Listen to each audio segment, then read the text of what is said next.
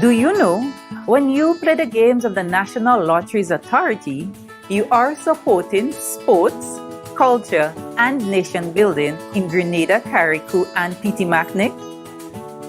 Hi, I am Junior Murray, cricket coach, sports enthusiast, and a former West Indies cricketer. I endorse the games of the NLA 100%. For the past 40 years, the NLA has been funding many sporting activities, including competition for schools and clubs, and for athletes to participate in overseas tournaments such as the Carifta Games and regional cricket tournaments.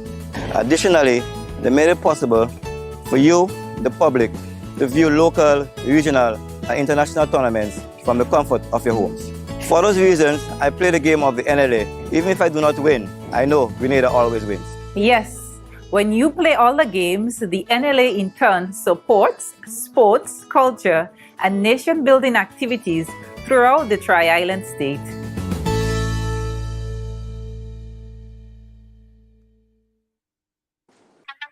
Yeah. What's up? Ride Along Live. Welcome to the ride. Welcome to Monday on the Ride. How you guys doing? Did you miss me? I wasn't here on Friday because I had to travel. And everyone like, what happened to the trivia on Friday? Guys, I should be able to take one day off sometimes. How about that? But at least you guys know that I'm always here on a Monday and Tuesday and Wednesday and Thursday. All right? Amanda, how you doing? Big up yourself. Thank you so much for joining, sharing, liking. Yeah. Welcome to the ride. Welcome to the ride. Welcome to the ride. Welcome to the ride, guys. Today we have a very interesting program lined up for you guys. As you guys been following out throughout the week, there was a situation that happened in St. Vincent and the Grenadines. Now, this particular story applied to you whether you're in St. Vincent and the Grenadines, you're in Trinidad, Jamaica, Grenada, no matter what. This program will help you understand your rights as it relates to policing and how to deal with situations especially when police sort of, step over the boundaries, right? How to deal with situation like that. So today we have an advocate.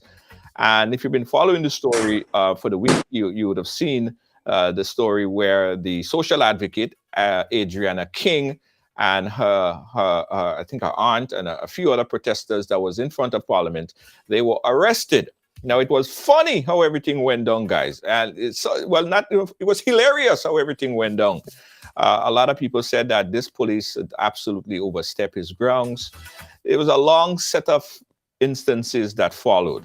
So we have Adrianna King on the line, and we also have her lawyer, Kay Bacchus Baptiste. She's going to explain everything, guys.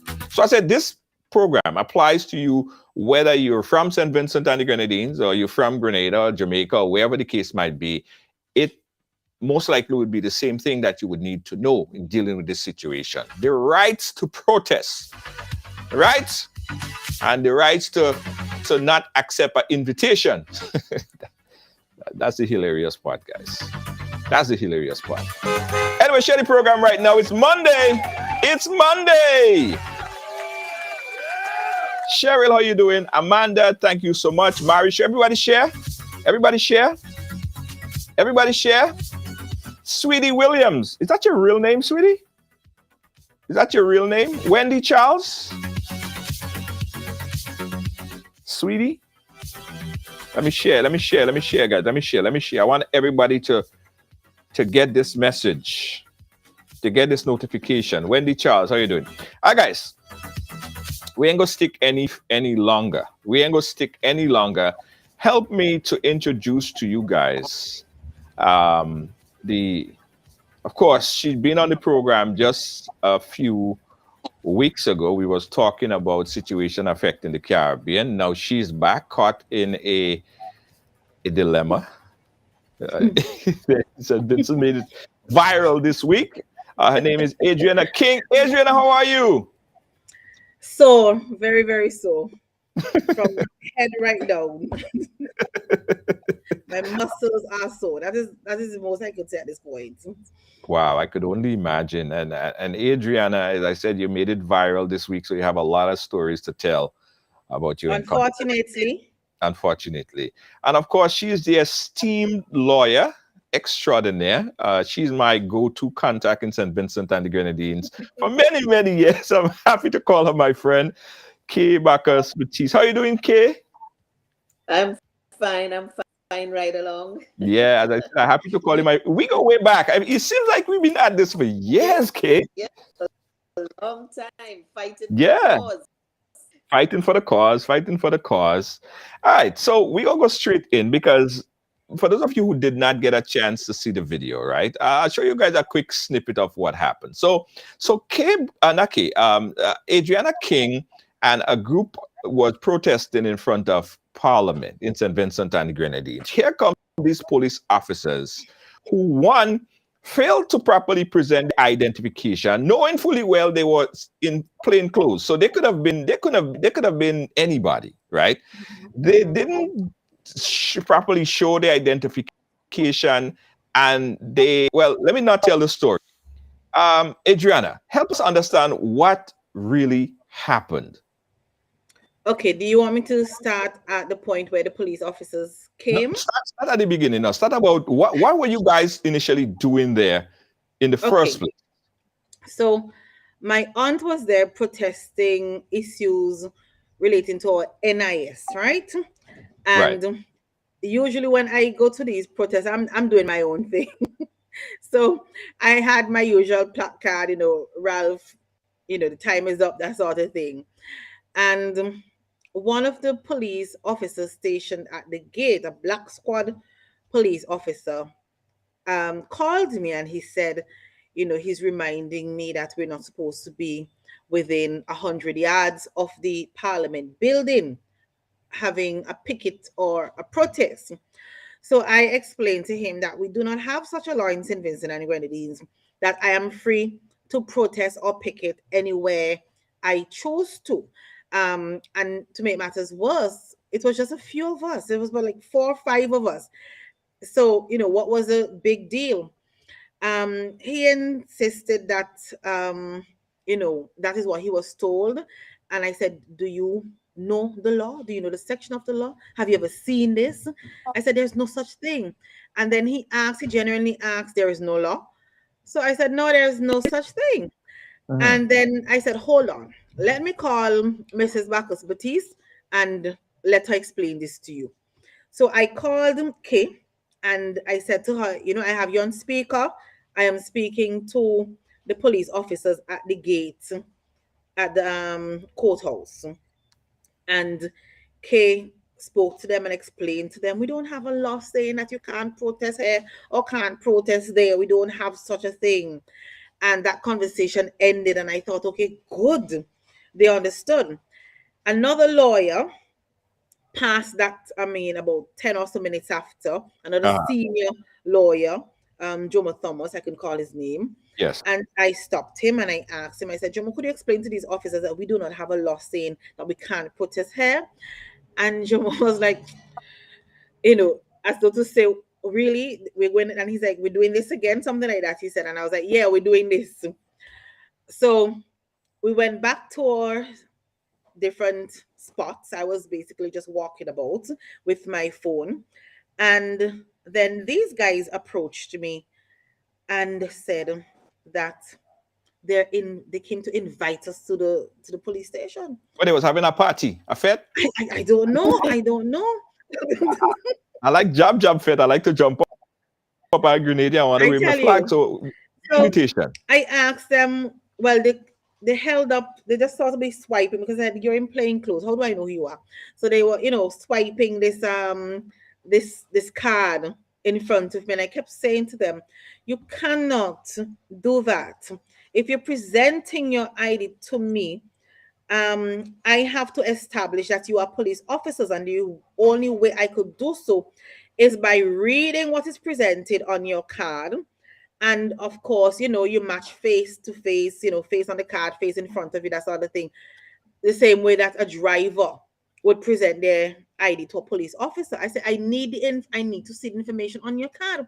And funny enough, Junior, when you posted the video and I came on the thread, a gentleman on the thread, I think he goes by a form in my own party, something like that, froze one of the images of the officers presenting their ID. And all he had was his open wallet.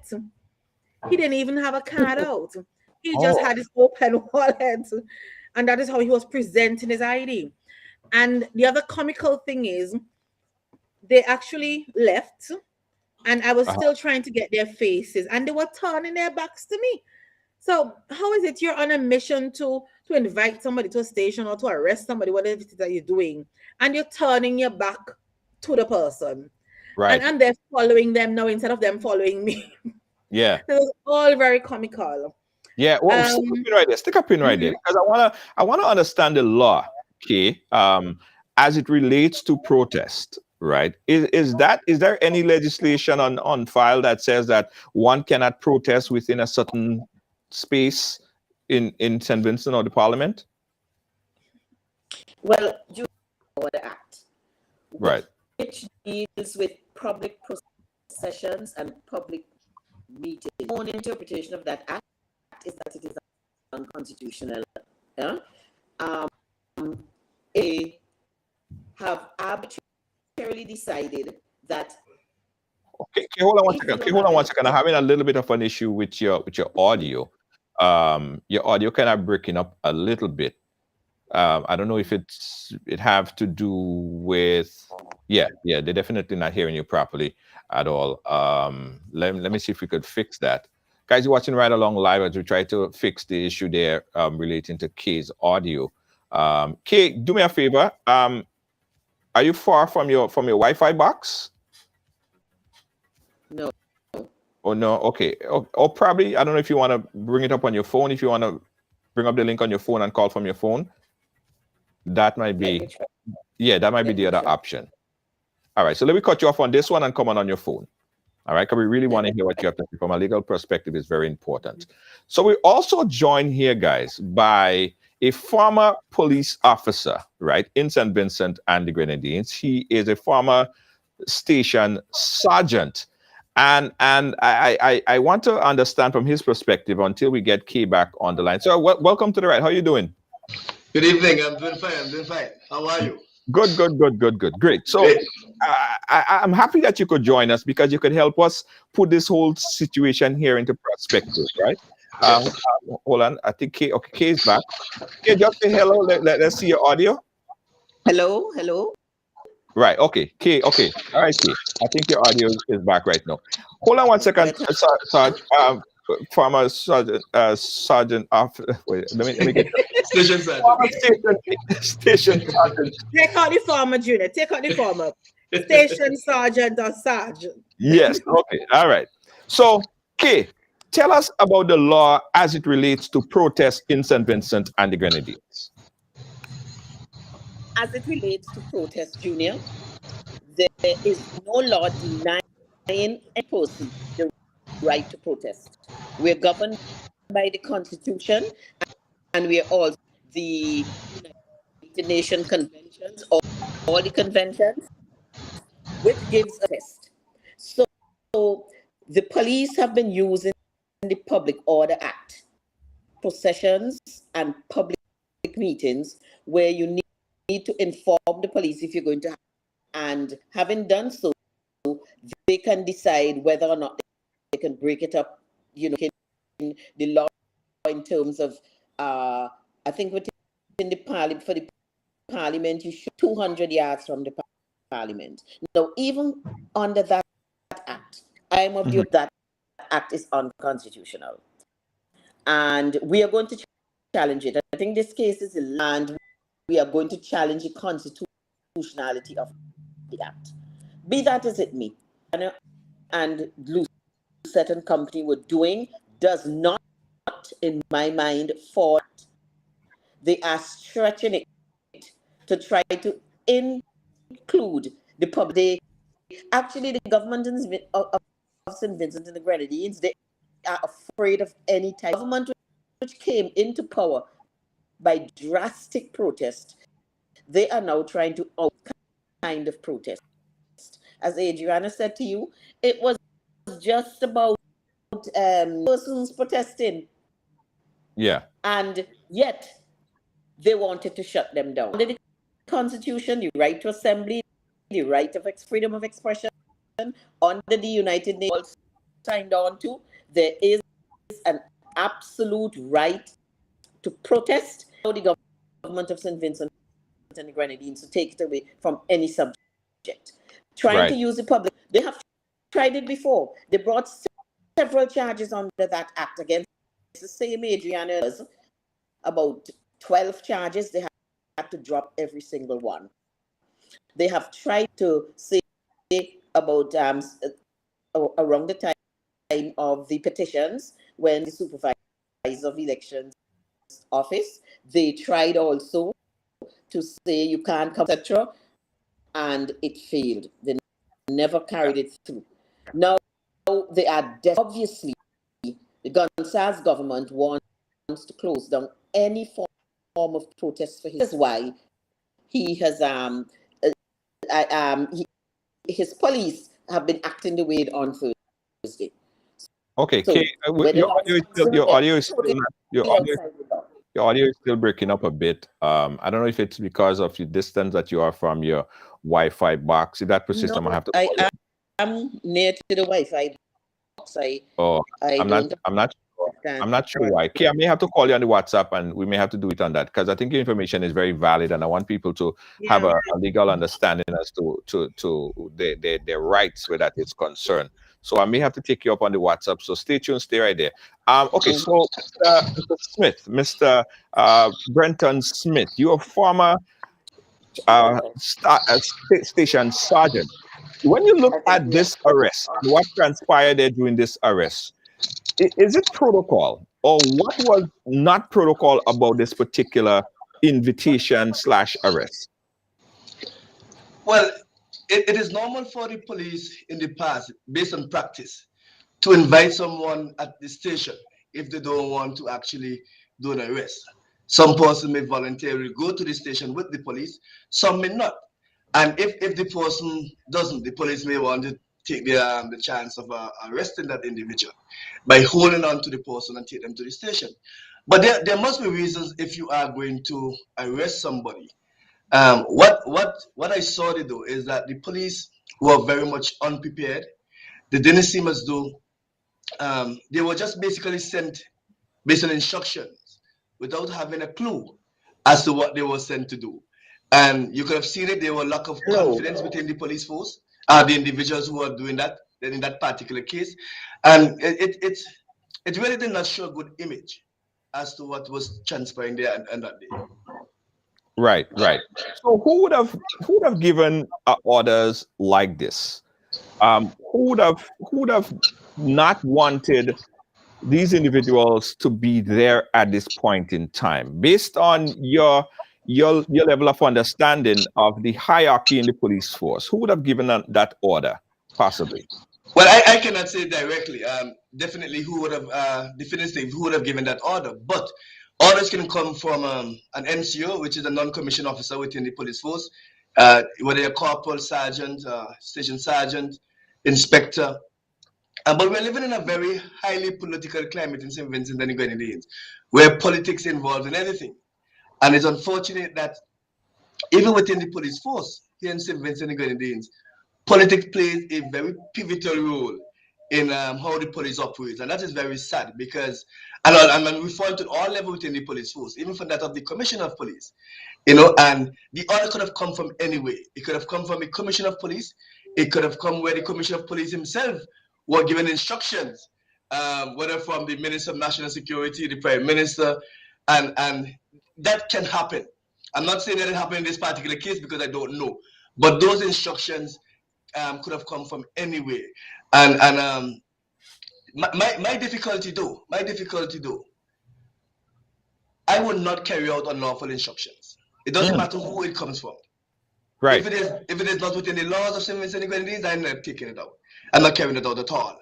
And we have seen in the past where, because the commissioner of police, I just want to make this clear. The Commissioner of Police is appointed by the Prime Minister based on the Constitution of St. Vincent and the Grenadines. The Commissioner and Deputy Commissioner of Police are appointed by the Prime Minister. Yes. Of course, advice from the Service Commission. But even if you are appointed, if you are confident that you can do the job, and then you know the job that you are appointed to do is going to inflict are going to cause controversy within members of the public based on wrongful advice or policies that which you want to carry out that is not lawful, then you won't do that. You know, regardless of whether or not the post would have employed you. You know, but it's a principle standing which you have to take. Because if I'm the Commissioner of Police, I cannot be anybody's stooge. I cannot. So you're saying that the police officers could have denied a lawful order to form the arrest? Like if say for instance the police commissioner did in fact make the call and seen what's transpiring in front of Parliament, and he ordered the police officers to go there and make that arrest, the officers could have denied. No, it's a very thin line between this and discipline. It's a very, very thin line, and one has to be very careful even when they define or denying instructions. Right. But if at the end the instructions you know for yourself is not lawful, I don't think you want to carry out unlawful instructions. You know, and it was a very thin line, but one has to be very much certain that what they are doing or going against instructions, that it is unlawful. Because of course you can backfire and hurt you. You know, right. But one will want to be very, very mindful of that. Right. But even when you're given instructions, the instructions must be clear. Because you don't want your police officer to go outside and looking like dummies. You understand? The instructions must be clear so they will know and go to confident as to what they are doing. Right. Yeah. Yeah. That you made a point there. I think we have Kay back on the no, Kay, come back on the WhatsApp. Kay, come back on the WhatsApp. I think it's better on the WhatsApp. Yeah, you there? Me? Kay, are you there? Yes, I am. Okay, all right. Kay, I don't know what's going on. no, Kay, go back on the WhatsApp. We prefer you on the WhatsApp. The WhatsApp would be better. All right. Let me log off and come back. No, I've seen you on the WhatsApp now. Stay right there, Kay. Oh, you seen me? Yeah, I've Okay, seen you on the fine, WhatsApp. Stay right there. All right, guys. So we got Kay on the WhatsApp. It's very important that we get Kay's point of view. She's a lawyer there in St. Vincent and the Grenadines. Kay, I think we got your video one-sided. Kay, turn your phone the other way. Turn your phone the other way. Right. Perfect. All right. Like that. Perfect. We got you now. All right, Kay, so go ahead. Tell us again. We got your audio much better. Tell us again about the law as it relates to protesting in front of Parliament, the distance and what is to be expected if you were to carry out something like that. Okay. In relation to protesting, there is no law that prohibits any individual from protesting any particular place. Because obviously, if you want to protest the Prime Minister's office, you're not going to go to the Ministry of Education to protest. If you protest in something with Parliament, you would go outside of Parliament. And that is what a democracy is about. It is enshrined in our Constitution, the right to protest. It is under the United Nations Conventions, which we are signed on to. And there are many articles written on the right to protest. What this government is doing, which to my mind is illegal, they passed an act called the Public Orders Act. And under that act, they are trying to outlaw processions and meetings except with the police consent. And also, you have to stay within a particular distance from certain named places, as for example, the courthouse when Parliament is in session. Now, obviously, the reason for this, or the courthouse itself when court is in session, this is where you have a loud meeting, with speakers, and that would be the reason behind that. Right. Where there's a public meeting going on with loudspeakers and whistles blowing and maybe drums banging and persons speaking, and it may interrupt the court or it may interrupt Parliament. That is the reason behind the Public Order Act. What this government is doing is try to use, or I should say misuse and abuse the Public Order Act to outlaw protest in St. Vincent. They tried it before. They arrested Adrianna and a number of protesters about 2 years ago who were having a public protestation then because they had advertised it and it was organized and persons came out, a big, massive demonstration, and they tried to use the same Public Order Act. But we resisted, and even though they brought about 12 or 14 charges, they dropped all of them. They had tried before, I think, with Lucette to also bring a charge of protesting within 100 yards of, it was the supervisor of elections office. That did not go anywhere. So now they come with this, which is so ludicrous because this was not an organized meeting.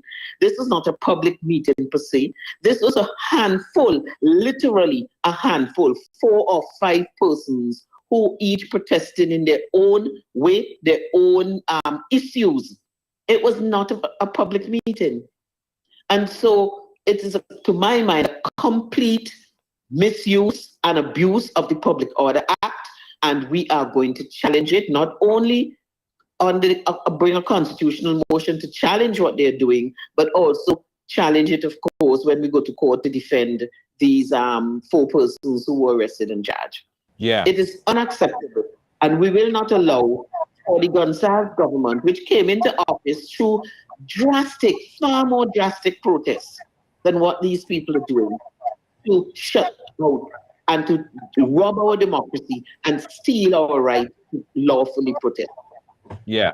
Again, guys, we're talking about this incident that happened there in St. Vincent and the Grenadines. We have Kay Bacchus Baptiste, and she's a lawyer there, and of course, social media advocate, Ms. King. Adrianna, when the police came,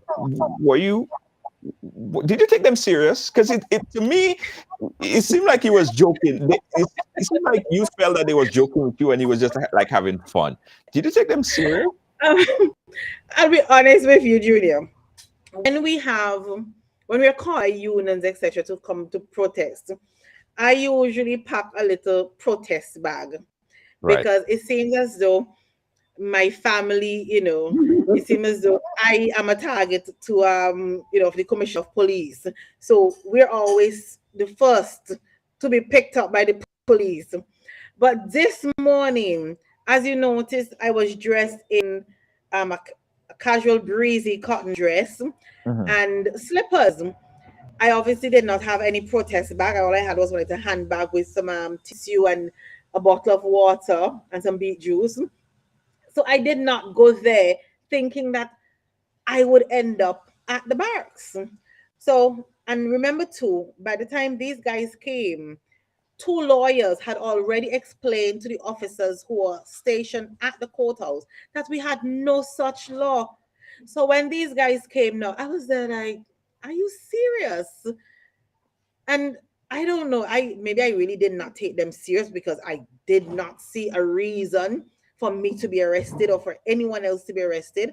It was just my aunt, Patches Knights, and 2 or so other persons. That's it.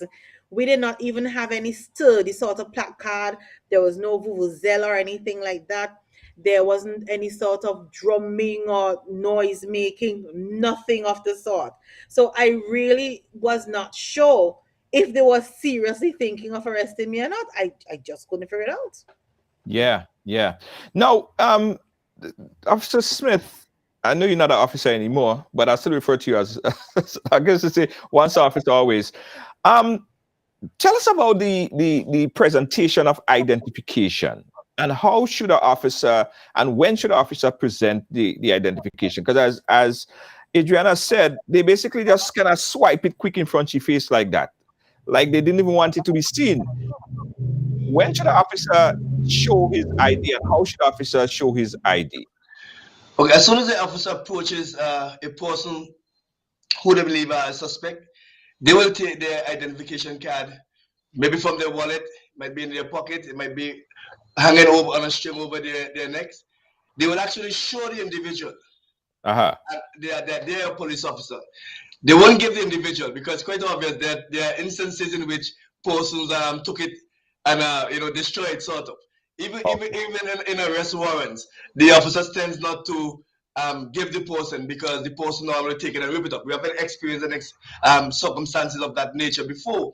So the officer will show the person that they can see the ID card, and they will read, okay, Officer Smith from the traffic department or from the criminal investigation department, and they outline their business. Right.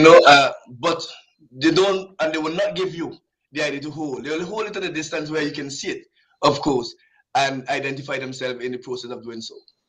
So, especially if they're in plain clothes, because you cannot identify if they're some kind of kidnapper on the block or just a regular person. They have to present it like, this is my ID. You could clearly see it. What would be the reason for them not wanting to show their ID then? Well, I can't understand why a person would not want to show the ID, because I will tell you this, even uniformed police officers these days around the world, around the Caribbean, are having the ID cards to identify themselves. And there's a reason why uniformed police officers will carry a number, so that they can be identified by the public in the event that something happens, that they can lodge a report against the officer. You understand? So it is a reason for officers to have an identification card with them, so that they can properly identify that they are who they say they are. And it's not strange that an officer would not want to show persons their ID. Yeah, and that's what I don't quite understand. So, Adrian, I want you to start back from there again and continue what happened up to the point where you found out that those guys were seriously going to arrest you. Well, these guys were not going to arrest me. I figured that, because they were offering an invitation to the station. Right. Okay. And my aunt said to them, I don't have any friends in the station, so no, I will not be going with you to the station.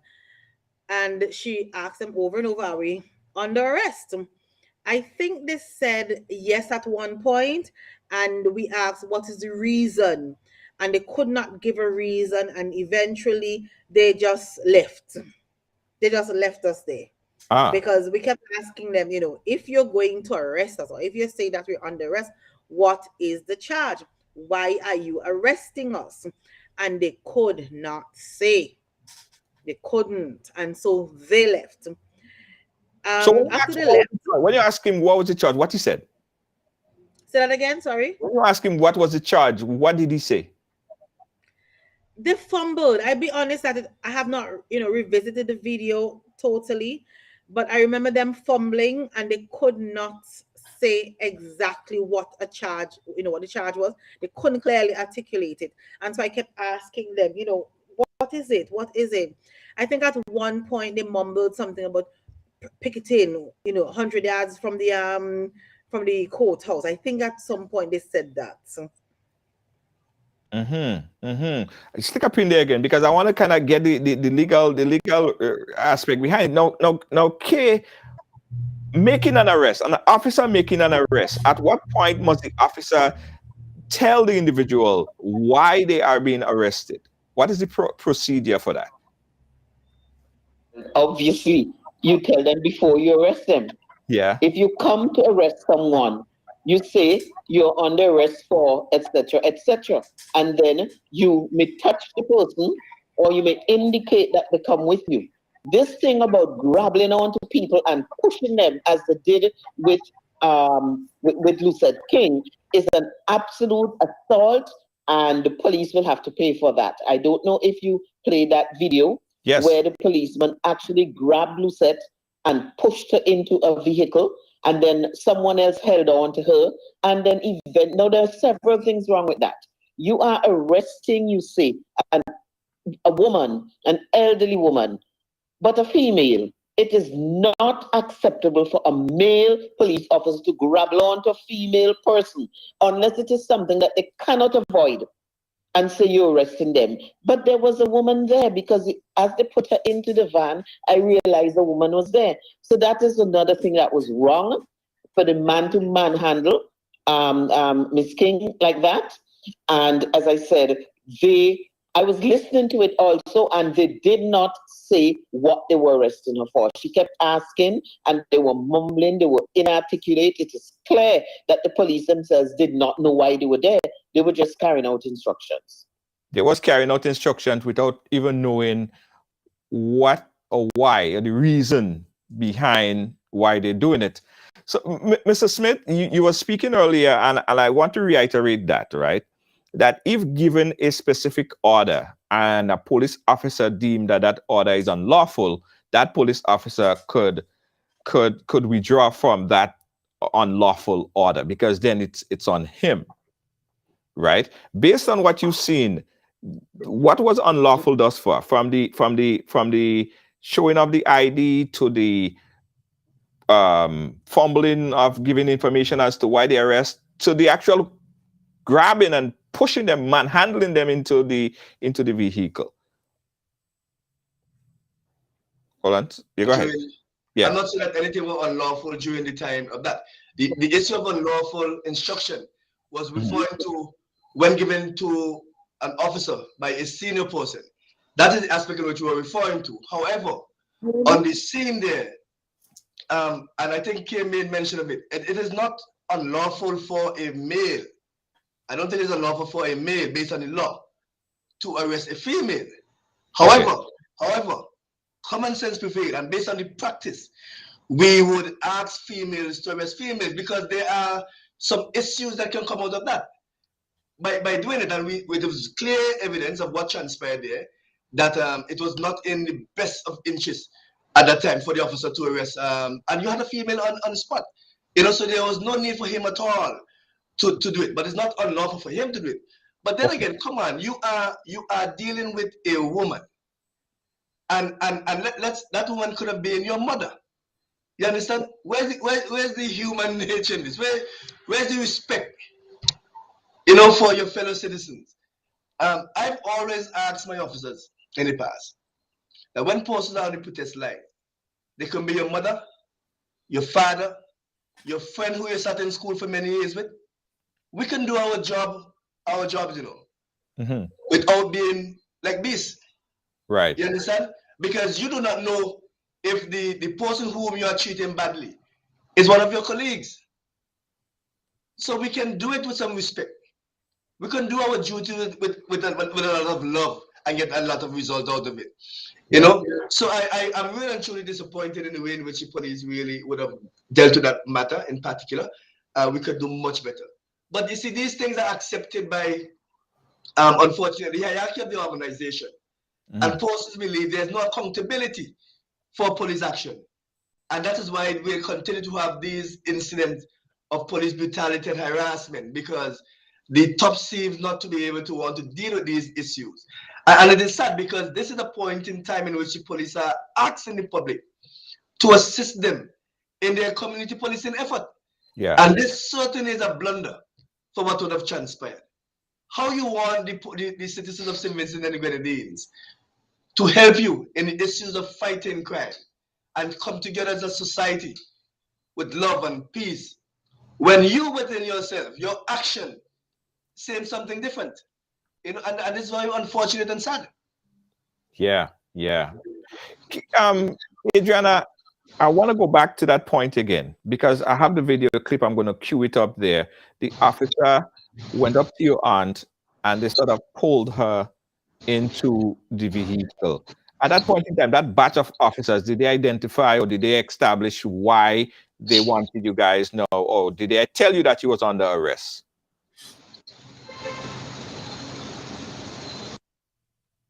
Are you hearing me? Yeah, I'm hearing you now. Okay. These officers came from, or they are in the Special Service Unit. I hope I got that right, Brenton. And they're wearing the camouflage. Yeah. So I did assume that they were, legit. And they came and told us that we were under arrest. One of the officers did that. And I asked him why. And he kept saying, because we're protesting. And then he said 200 yards outside of the Parliament building. And one of the things I kept asking all of these officers to indicate to me the 200 marker, because it's not the first time we've been hearing it, but nobody has been able to establish that, okay, this is the 200 mark. But anyways, I insisted that there was no such yards or feet. How did yards. Oh, yards. Okay. Yards. And I sent you some photos on WhatsApp, Junior.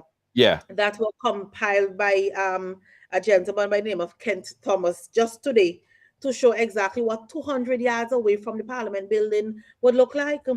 And so it is now the most amusing thing on Facebook for us Vincentians. So I don't know if you could bring those up at some point. I think I could pull it up here. Okay. Right. So 200 yards puts us like blocks away from Parliament. Okay. Yeah. So, and the funny thing is, when we're having protests, organized protests, the police would put a barricade at the market. And clearly from these pictures, even that spot where they usually have us there barricaded, it is still within that 200 yards that they say we shouldn't be. But anyways, back to the officers. They said that it's about the protest, about being 200 yards within that 200 yards from the Parliament, and I insisted that there was no such law. It was during this time of me speaking to who I assume to be the arresting officer that this other officer, Roy Sell Davis, just launched his attack and went straight for my aunt. So that conversation between the officer and me ended abruptly. I think I have some cue of the video right here where he pulled. I'll try to cue it up. There. Kay, I'll bring you back in because here's what I don't understand. I didn't see any law being broken up until this point. I mean, I haven't. It is unclear to me as to why all of this. Why does Special Service Unit have to come and arrest these 5 individuals who are clearly unarmed? They're standing there with a placard, So I don't see the illegality in this. Okay, I don't know if I'm missing something, as I said in the vlog. I don't know if I'm missing something. You could help me in what I'm missing. Why all the big hoopla over this? Clearly, Junior, it is an overkill. Obviously, as I said, there was no loudspeakers. Are you hearing me? Yeah, I'm hearing you. Yeah, there were no loudspeakers. They didn't even have placards. There were no noises. It's clearly that what the aim is to intimidate. That's the only reason. The aim is to intimidate protesters so that there will be no protest against the Gonzales government. So they think that if they bring out officers in uniform and it is like they're showing off their authority, abusing their power, then persons will. This message is not only for the well-known protesters, This message is for every Vincentian. What they want to do is to intimidate and put fear in the hearts of all Vincentians, so that in the event that a protest is planned and persons are called out, they will not come. So it is nothing but fair, and that is why I am proud of those 2 ladies and the gentleman who stood up, and I'm sure will continue to stand up and lead Vincentians. Yeah. So Adrianna, were taken into the police station. What happened after that point? After you were taken into the car and whisked away? I keep saying the funny thing is because this whole situation is just so comical. Yeah. But after my aunt was placed in the vehicle, pushed into this vehicle, and the other lady got in, I was still filming, and the driver of the vehicle told me to step back because he wants to leave. And so I stepped back. At this point, the officer who I was speaking to first from the Special Service Unit, he's like, no. She's going to. Oh. And so I was like, oh, I am going to. I'm under arrest too. And then he says, yes, you're under arrest too, whatever. So I was like, oh, okay. So I was like, all right, so what do I do? And then he says, okay, go in the vehicle. So I tried to go in from the side closest to me, but couldn't. And so I had to go around the back, and that's when I saw Patches sitting at the back of the pickup there. And I was like, oh no, they have Patches up in there. And by the time I got around to the other side, there's Patches there. That's Patches. Yeah. One of the black squad officers came and he opened the door. Now, that same officer who attacked my aunt also tried to attack me. And I had to say about 8 or so times, I do not want him near me. I do not want him near me. I feel threatened with him near me. And the SSU police officer was like, you feel threatened? I said, yes, I feel threatened because look at what he just did to my aunt. And it was another black squad officer who had to tell him to step back. And 3 of the SSU officers stood between Ransel Davis and me to avoid him coming at me. So I got into the vehicle eventually, and I was still filming. The driver asked that we not film, and I told him, I asked why, but I ended it live because I wanted to ensure that it was posted. Right. Because the other thing to it, these officers, and they did it with my cousin Ken's son, they take our phones without an order from a judge. If they so desire, they just take our things. So I said, in case somebody were to come and grab my phone, let me end the live, post on Facebook. And then I took a photo of the 3 of us in the back to timestamp the hour in which we were arrested. Because the other thing that you have to be aware of is that when they arrest us, they like to keep us overnight, and they like to stretch it out as much as possible. And sometimes they go beyond what is legal, what is lawful. So I made sure I took that photo as an idea of the time in which we were arrested. So we were taken to the main station, Central Police Station. I don't know if you want me to continue or you want to pause. Yeah, go ahead. Yeah. Okay. So we're taken to the Central Police Station, and there's a little thing here that I can't even say too much on right about now, Junior, because Roycell Davis, is claiming that he arrested 4 persons on that day. Mm-hmm. He's claiming that he arrested Adrianna King, Luzette King, Robert Patches Knights King, and what's his name? Mofford. What's Mofford's first name? It just slipped me there. John Mofford. No. John. Say that again? John. Yeah. Right, John Mofford. And I will say to you plainly, he did not arrest us, okay? And the most comical of all of those claimed arrests, would be that of John Mofford. And I would say nothing else at this point. But stay tuned for that. Now, we got to CID. I went up the stairs last, and I met my aunt Patches and the lady who was also arrested standing there. And I said, why y'all standing outside here? What's going on?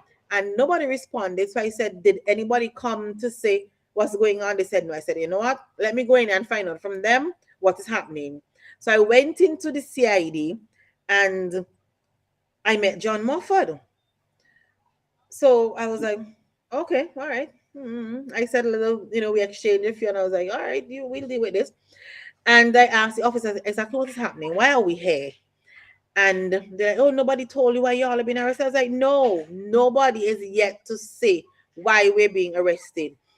And eventually the others came inside. We were given seats, and it taught them about, I see my auntie's on here, so she could help me out.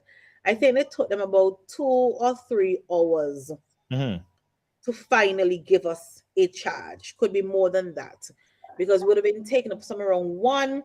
I don't think we were charged until around 5 or so in the evening. And even then, Junior, I thought, because of the nature of what they were saying, because they were saying the whole protest matter. I spoke to a Richards, I think he's superintendent of police, Brenton could help me out here. And his thing was, we could be arrested on suspicion. I said, okay, fine. But even if somebody's arrested on suspicion of what? what are you suspecting me of doing, or what do you think I'm going to do? What is the reason for the suspicion? Because suspicion alone can't be a reason to arrest somebody. It has to be suspicion of something. Yeah. And he couldn't say anything. Then he came back and he said, oh, because you're all picketing within 200 yards of the parliament. I say, okay, hold on. And he was very, I guess it was, to use as, cordial. He spoke to us. We were communicating, we were going back and forth. And I asked him, I said, okay, this is something that I have been asking before. I asked officers before you. Could you please show me in black and white, that law that states we cannot protest within 200 yards of the parliament? I said, please show that to me. And he's like, you asked for that before? I said, yes. And Kay Bacchus Baptiste would have challenged that before. I said, the matters before, when y'all took us up about, to say we were protesting, you could not give us a protesting charge. And so you came up with this whole thing about public processions and meetings. So please, please, please show me in black and white where it says I cannot protest in front of the parliament.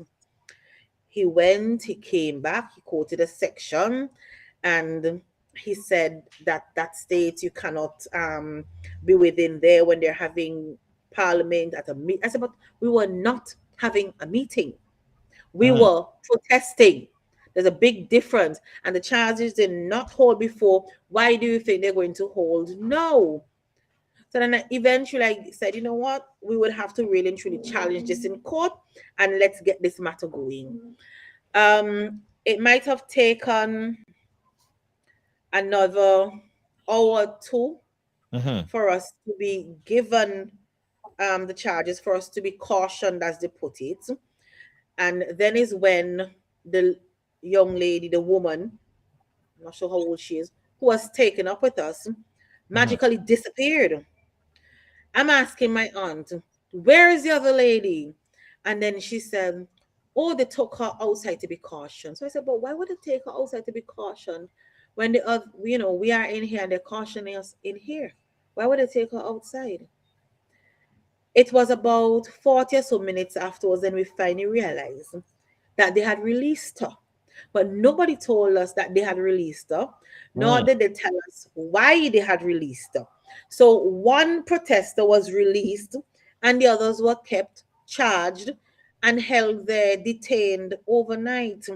Now we were sitting there, and at one point, you're there thinking, okay, you're hungry and that sort of thing.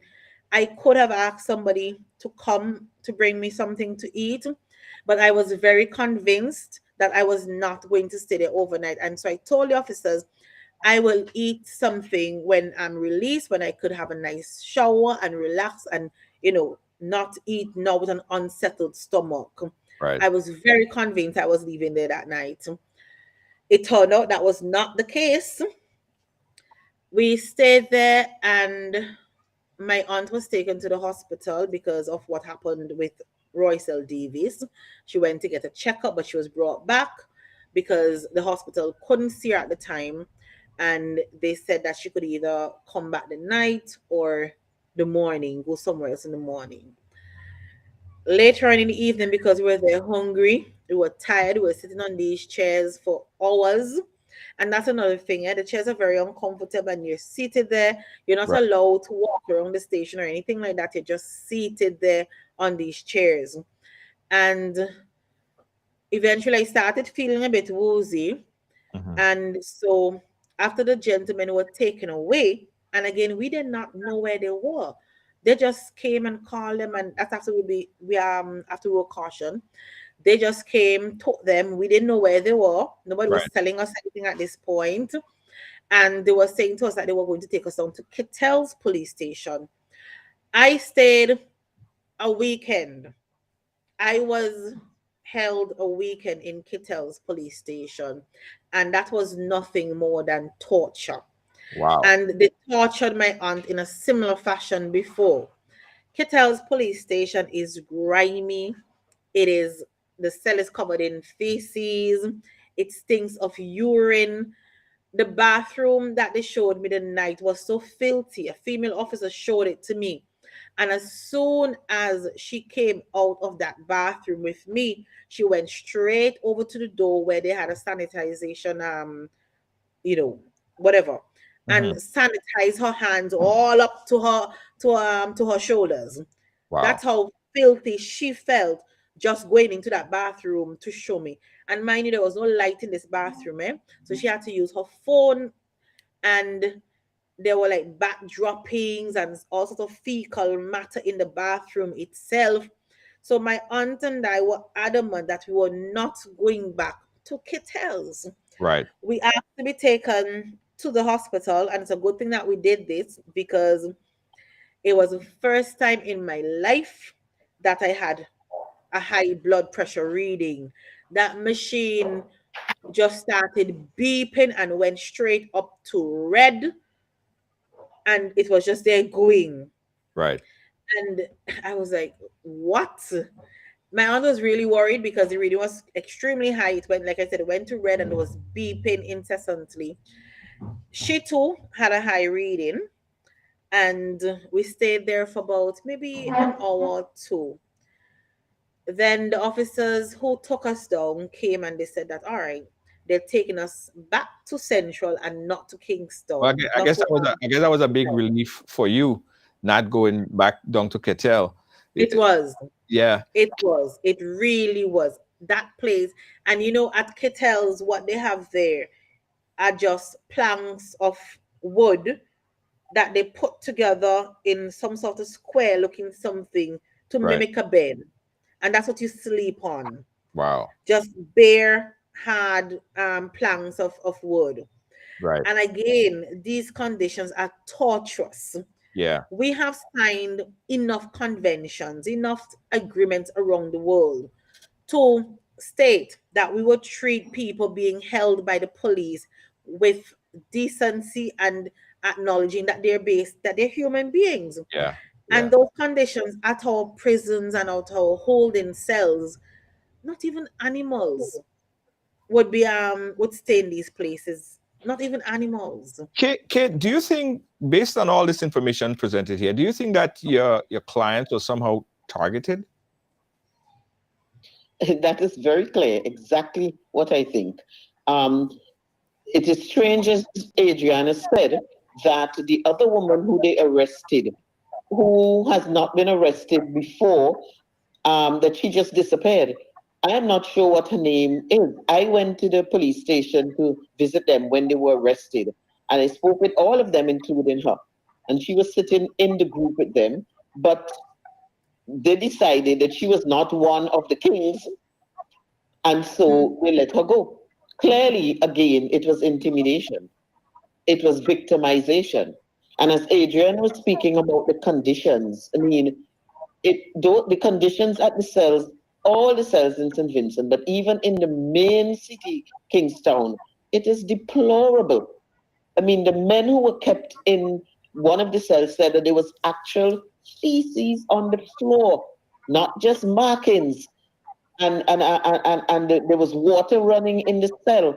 That is inhumane conditions, unacceptable. And I'm hoping that this will galvanize the public more to recognize the conditions under which they keep human beings in a cell. The law prescribes for a male and a female cell at every police station. Mm-hmm. However, they do not do that. So their justification for taking Adrianna, or wanting to take Adrianna and Lucette down to Kittel's, was that they have somewhere where they could put them as females. Because when I spoke with the police officer, when Lucette refused to go, he said that the accommodation was better there for them. So they were keeping the men in Kingstown, but taking the ladies to Kittel's.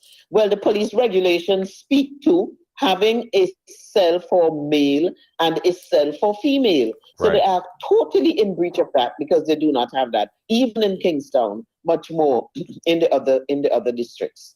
And as I said, the deplorable conditions under which those cells are, it is a matter for human rights organizations to take up. And And I'm hoping that persons will, in fact, take up that issue, because no human being should be kept under those conditions. As regards the failure to provide meals, the law prescribes for 2 meals a day, depending on what time you're picked up. But these persons were kept without anything at all. Adrianna will explain that next morning when I went came to court to try and get bail for her. She said she was so hungry because she hadn't eaten a thing from since around midday the day before. And this was about 10 o'clock or 10:30 in the morning, almost 24 hours. Yeah. And so that again is something that should be taken up, because they breach these regulations all the time. Yeah. With impunity. For someone that's watching, keeping them. Yeah, go ahead, Kate. Keeping them overnight was also it was, again, I think it was a matter just as Adrianna thought she would go home. They kept them there overnight again out of spite. Any police officer, even a constable, could have granted them their own bail or granted them bail with a surety. But when I spoke with the police officer who was in charge of them, he said that he was given directions to keep them there overnight. Directions from who? Directions from who? Who gave that directions now? Obviously from his superiors. From his superior. It had to come from right up top. So I took up my phone and I tried to get in touch with John, the Commissioner of Police, but it was fruitless. I tried many times. I could not get him. Wow. The inhumane treatment, and Adrianna, I feel it for you. Going through all of that stuff, and I remember speaking to you after you were so tired and weak and stressed out. I just could imagine the traumatic experience that you had going through this unnecessary arrest. I deem it as unnecessary because I still don't see why you was hauled into the police station. Why you guys was hauled into the police station. Smith, based on folks that's watching right now, folks from St. Vincent and the Grenadines, folks from Grenada and all over the Caribbean that's watching, what is there a learning curve here? Is there something that we could all learn from this, both from a civilian perspective, and you could also talk about it from a policing perspective as well? Hold on, let me unmute you. Go ahead. Sorry. I just want to let you know this. I've had conversation with many officers after this particular incident. Many of them are very disturbed. They're not in support of what transpired. And, they themselves felt bad because what those persons who are on the front line they're doing, was bringing awareness to a very important matter here in St. Vincent and the Grenadines. That involves the NIS, National Insurance Services here in St. Vincent, and our pension. That our pension seems to be in jeopardy. A number of persons are so scared as to what will become of their pension, including officers, many of whom would ask, what are we doing? And, I'm not representing my political party tonight, but many of them will ask us, what are the NDP doing to assist us and ensure that our pensions are safe? And to react in this way, by police officers who persons, you can't fight for yourself, you can't speak for yourself, people are doing it for you. But yet, I'm not saying you shouldn't do our jobs. Police officers should all do their job. But to come back and do it in this manner, for something such as important, like this, where they are fighting for you, you can't help yourself, they're trying to help you, and they turn around, basically, and push them over the cliff. That is uncalled for. Now, there's a lot of lessons going to learn from this. It shows you that there's a need for a closer relationship between the public and the police. Yes. But that is even now going to be more difficult. But we can't give up. We can't just shoot over. We have to continue to fight. But it also shows that there still need to be clear policies that governs our officers when they're out on duty. I remember when I was in the police force, the regional security system, organized for each Caribbean country within the OECS to have policies that will help to shape police forces in the Caribbean to come up at international standard. 182 policies were drafted that can prevent some of the ills that are taking place here. What happened? One of those policies alone were implemented. One of 182. An ONC, RSS, Regional Security System initiative to push that. The public don't need to take a keener interest as to what is transpiring here. Because today might be for the kings and other persons, but tomorrow might be for you. You understand? And we all have to understand that this is not a communist country. A lot of persons may want to believe it is. I don't want to go down that direction. But let us don't wait or give politicians the opportunity to carry us down that road. We are a very resilient person. We are very caring and loving. I must know that the Rav Gonsalves-led administration have done, in a negative way, a great job in dividing the people of St. Vincent and the Grenadines. And that is also sad for us. Yeah. Again, guys, I always try to take a situation and see what we could learn from this and what the region could learn from this from a policing perspective, from a civilian perspective. And I hope that the police that carry out this task, and even the other police that's watching, don't see this as a way that's how you handle people to get results. I think that being more civil and humane, you get better results in these respects. And I know King feel that she's targeted. I've seen Kenson King as well arrested from his house. A whole set of, it seems like if it's targeted attack against them. I don't know if I don't know, King, Adrianna, what you do, girl? I mean, I don't understand. I'm not living there, but this is crazy to see what transpired after this very casual incident, which I think could have been pacified or done better. But Adrianna, I'm happy that you're doing well. I'm happy that you're doing much better. And tell us about it. We have about 5 minutes ago again to finish up. Tell us about the charges, and we'll get information as to what's the next move as far as it relates to those charges. Okay. But sorry. Yeah, the charges. Okay, I was saying before I give you the charge, because we all got the single charge. Yeah. Kim mentioned the whole idea of being targeted, and you mentioned that too, and the whole idea of keeping us at the station out of spite.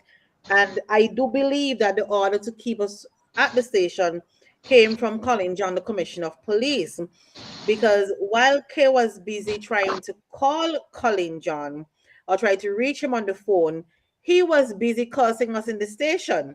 He made several trips through the CID just so that he could throw words at us. He called me a big fat slob. He called my aunt. He told my aunt that she needs to go and have a bath, even though he was trying to send us down to Kittels, which was filthy, And so he himself was there taunting us at the police station. And so that is why I know that we are targeted and that we were kept there simply because of spite. At the end of it all, we were charged with I'm trying to recount the exact charge, but more or less not dispersing from a public meeting that was being held within 200 yards of the Parliament building while the Parliament was in session. That was the basic charge. Right, which a public meeting which was not really a meeting to begin with. We weren't having any meeting. I was protesting. Yeah, yeah, it was a protest. We got a caller on the line. Let's take this call real quick. Caller live. Where are you calling us from? Yeah, Junior. Hey, this is Doug Howard. Doug Howard. How you doing, brother? I'm good. How you doing, my brother? Yeah, man. I good. I calling you from St. Vincent. Yes. I am in the land of my birth. Yes. And as I listen to the program with Sergeant Smith and Adrianna and Attorney Kay Bacchus. Yes. I am saddened because I could have been one of the people arrested if I wasn't doing something that was pressing, because I was intending to go with my friend Patrick Knight, who was arrested, to protest, because the protest is not for me, because as a United States citizen and retired, I am getting my pension. But my problem with the pension system in St. Vincent, and why I agree with the protest, is because the pension system in St. Vincent, they have not received no cost of living increase in over 10 years. Oh, it's more than 10 years. They hasn't got one single penny of cost of living increase, which is a dangerous thing, because the government is bleeding every dime out of the NIS and doing a lot of nonsense. Like, for instance, they are giving monies to people who has never contributed one single penny, but because they are political hacks of the government, they are now getting certain amount of money from the INS. The Prime Minister is taking the NIS money and giving it to school children who get a certain amount of subject, $500, all because they are now the new voters coming on stream. And all this is bleeding the NIS, which will leave Vincentian worse off than they ever been. So that's the reason why I was going to the protest. And just the spirit tell me, man, listen, do what you gotta do and deal with that later. And I did, because I probably would have been one who they are very happy to arrest in St. Vincent because of my public speaking out for the wrongdoings of the government. And I am saddened. And one more thing, Junior, the way I saw the policeman abuse my good friend Luther King, and so many people stand up there and ain't do nothing. Junior, the people of St. Vincent and the Grenadines is weak. Very, very, very weak. And that is one of the biggest problems that we're suffering, because none of them want to stand up for their rights. And they expect you to go and stand up for their rights, because the rights of these same protesters that was locked up, they was fighting for the police, the very same police who locked them up. They was fighting for them to secure the pension when they are retired. Yeah, yeah. And this is ludicrous, Junior. Junior, this is ludicrous. And let me tell you something. I said this and I go. I hope none of them ever, ever, ever come and put their hands on me like they did Luther King, because it will be a different world in St. Vincent. Right. Yes.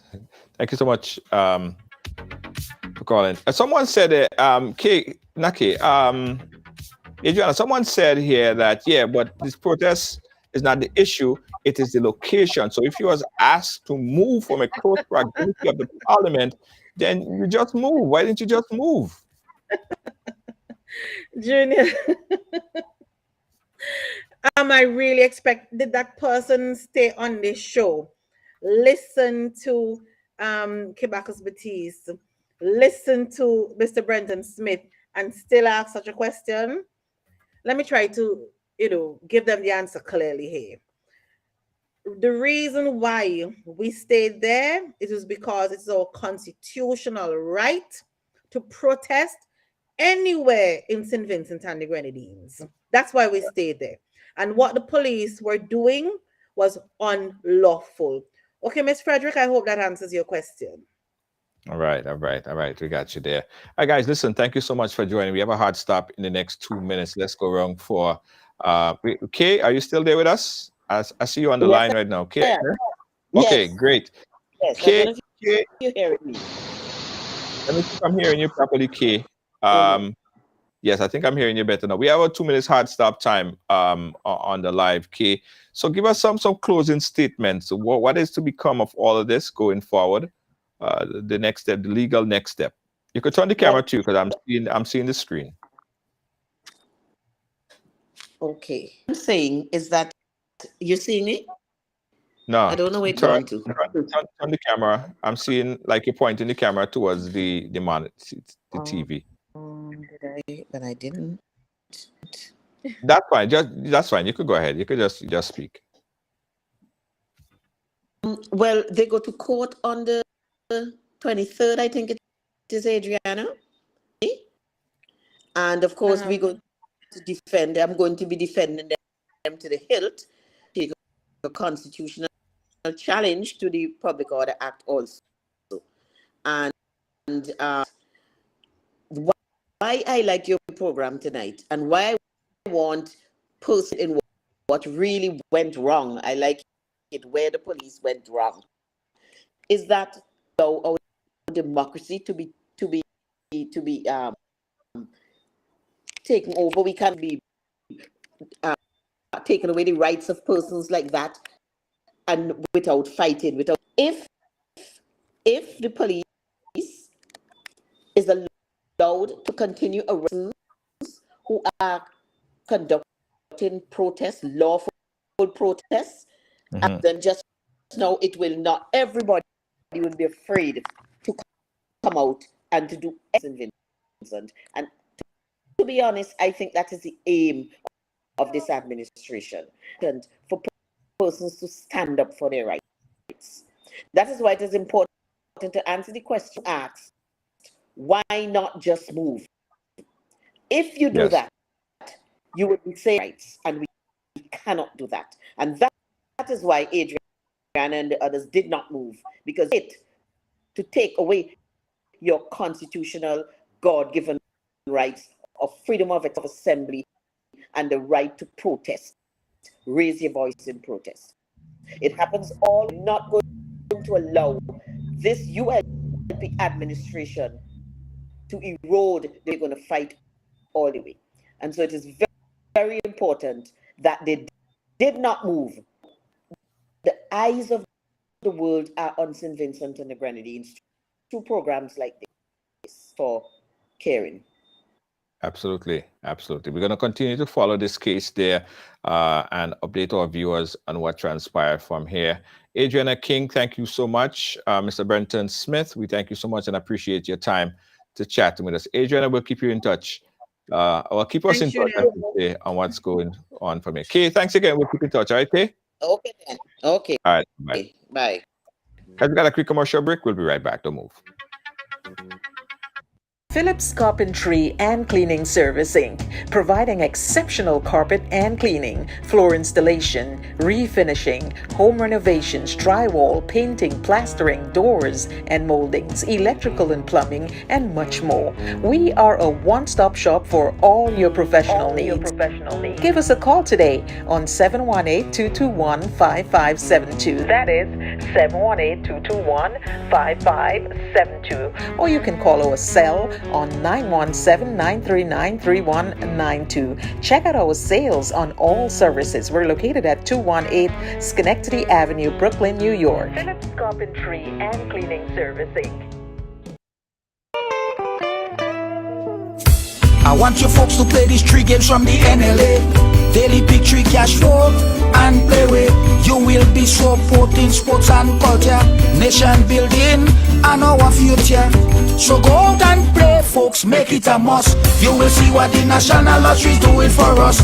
When you play pick 3 cash flow and play with, the NLA will support you all the way. Starting September 30th, Monday to Friday, these 3 games will be drawn mid-morning, 9:45 a.m., midday, 12:45 p.m., and evenings, 7:45 p.m.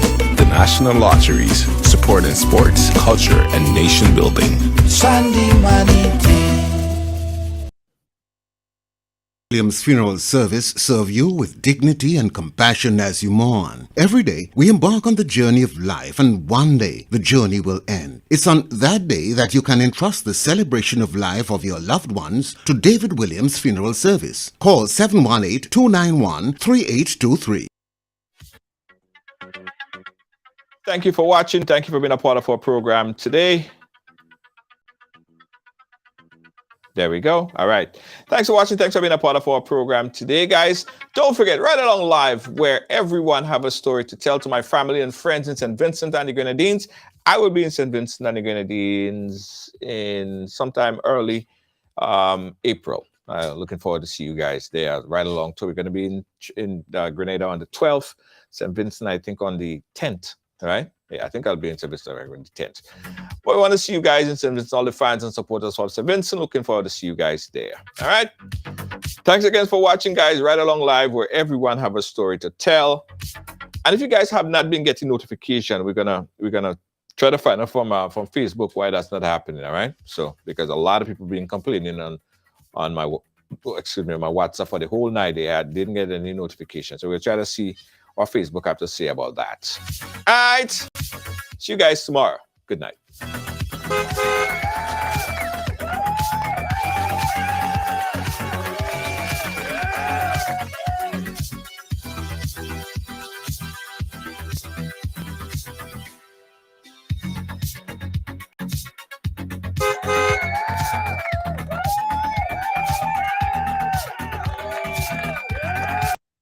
Saturday, March 18th, it's time to report for duty as New Face Promotion presents Revo Dance 19. Do you know what it means to have a revolution? Revo Dance 19. Here I come with love and not hate. All taking place at 178 Newport Street, Brooklyn, New York. Get your $40 tickets now. More at the door. For ticket info, contact 347-304-5453. And you must be 21 and over. Music by Exterminator Sound.